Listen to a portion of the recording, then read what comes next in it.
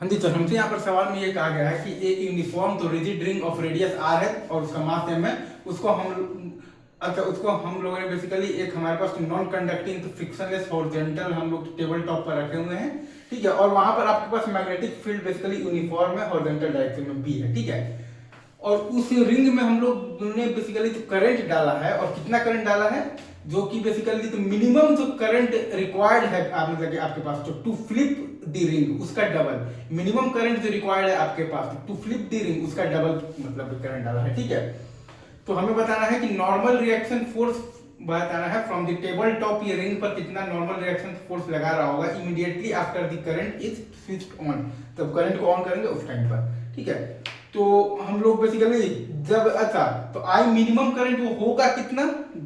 जब कि आपके पास रिक्वायर्ड होगा ये रिंग को फ्लिप करने के लिए। तो वो केस में अगर आप ध्यान देंगे तब जब ये रिंग आपका एकदम फ्लिप मतलब कि होने वाला होगा उस टाइम पर अगर आप ध्यान तो देंगे तो आपके पास जो ग्रेविटी फोर्स का जो टॉर्क आएगा आपके पास, वो अगर आप ध्यान दीजिएगा तो वही आपका बेसिकली जो ग्रेविटी फोर्स का जो टॉर्क आएगा वो आपका अगर आप ध्यान देंगे तो इलेक्ट्रोमैग्नेटिक जो फोर्स का जो टॉर्क है आपके पास m क्रॉस b के बराबर होगा। तो mgr बराबर होगा आपके पास I minimum into pi are square into B K. तो I मिनिमम आपके पास आ जाएगा mg by pi are B, और रियल में I क्या है आपके पास twice of the I minimum है, मतलब कि आपके पास रियल में I है आपके पास 2mg बाई 2mg और पाई है आपके पास पाई आर बी, ठीक है। ये आपके पास रियल में I है, तो रियल में टॉर्क क्या है 2mg by pi are B into है आपके पास pi are square into B, ठीक है। ये रियल में आपके पास जो टॉर्क है आपके पास मैग्नेटिक फोर्स का है, माइनस आपके पास ये आ जाएगा mgr, ये है आपके पास torque of the gravity force बराबर, और ये एक्सिस के अबाउट वो मतलब भाई तो रोटेट होगा, तो मोमेंट ऑफ इनर्शिया है आपके पास 3/2 mr square into alpha, alpha आ गया है आपके पास 2g/3 है। अब हम लोग बेसिकली जो हमारे पास बेसिकली हॉरिजॉन्टल जो टेबल के परपेंडिकुलर डायरेक्शन में अगर हम लोग न्यूटन लॉ ऑफ मोशन का इक्वेशन अगर हम लोग लिखेंगे तो n माइनस mg बराबर सेंटर ऑफ मास पर जाइएगा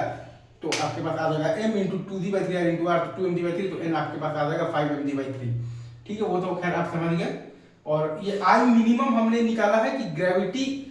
की हमने ये कर दिया है कि शुरू में ही अगर आपके पास इलेक्ट्रोमैग्नेटिक फोर्स का टॉर्क जो है वो अगर आपके पास ग्रेविटी फोर्स के टॉर्क के बराबर है तो बाद में जैसे जैसे वो रिंग घूमेगा तो ग्रेविटी फोर्स का टॉर्क तो और घटेगा, लेकिन इलेक्ट्रोमैग्नेटिक फोर्स का आपके पास जो टॉर्क है वो तो नहीं जाएगा, तो वो पूरा वो फ्लिप मतलब वो कर जाएगा। लेकिन अगर I मिनिमम से ही कम है तो शुरू में वो घूमना स्टार्ट ही नहीं होगा। लेकिन रियल में I बराबर क्या है मतलब है हमारे पास 2 टाइम्स I मिनिमम है, तो रियल में टॉर्क आ जाएगा ये माइनस अपन कर देंगे तो ग्रेविटी का टॉर्क बराबर I इंटू अल्फा, अल्फा आ गया। फिर हम लोगों ने बेसिकली टेबल के परपेंडिकुलर डायरेक्शन में एनएलएम का इक्वेशन लिख दिया है, तो n माइनस mg बराबर आ गया है 2mg/3, तो n बराबर आ गया है हमारे पास 5mg/3। अगेन बहुत अच्छा सवाल है,